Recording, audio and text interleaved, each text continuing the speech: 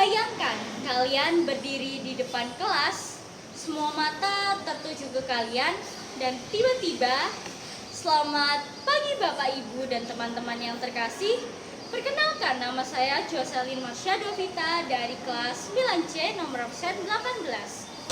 Pada kesempatan kali ini, saya berterima kasih karena telah diberikan kesempatan untuk memberikan kisah inspiratif saya yang bertema Sekretaris Bukan Hanya Mencatat, tetapi tentang keberanian dan kedisiplinan.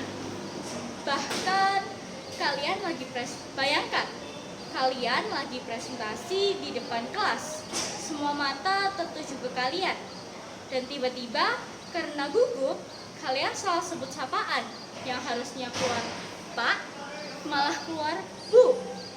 Gimana ya rasanya? Malu? Iya, gugup banget. Tapi justru dari pengalaman itu saya sadar, ternyata rasa gugup bisa membuat kita salah langkah. Dan kalau dipikir-pikir lagi, kenapa sih gugup itu sering datang? Jawabannya sederhana, kurang persiapan. Dan jujur saja, itu karena kebiasaan saya yang suka menunda-nunda pekerjaan. Pernah kebayang gak sih, semalam sebelum presentasi, kalian kebut belajar agar besoknya bisa gak blank? Itu sering banget kejadian. Tapi bayangkan juga kalau kita bisa balik keadaan. Saya sadar ada kekuatan yang saya punya. Suara saya cukup keras, jadi jelas terdengar. Saya juga bisa memainkan intonasi, bahkan menambah contoh-contoh agar orang lain lebih paham.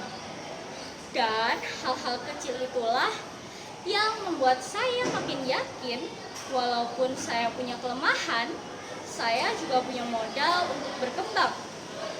Karena itu, saya ingin mengarahkan semua pengalaman ini ke cita-cita saya, yaitu menjadi seorang sekretaris. Bagi sebagian orang, sekretaris mungkin terlihat sederhana, hanya mencatat atau mengatur jadwal. Tapi coba bayangkan bagaimana jadinya seorang pemimpin tanpa sekretaris yang disiplin, jelas dalam komunikasi, dan bisa membuat suasana kerja jadi lebih hidup.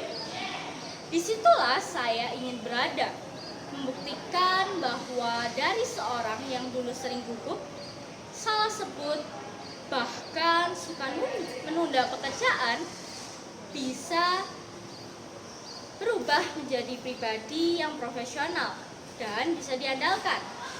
Jadi dari kisah saya belajar bahwa kegugupan, salah bicara, bahkan kebiasaan menunda bukanlah akhir.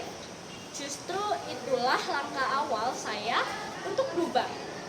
Karena setiap orang punya potensi, tinggal bagaimana kita mengasahnya.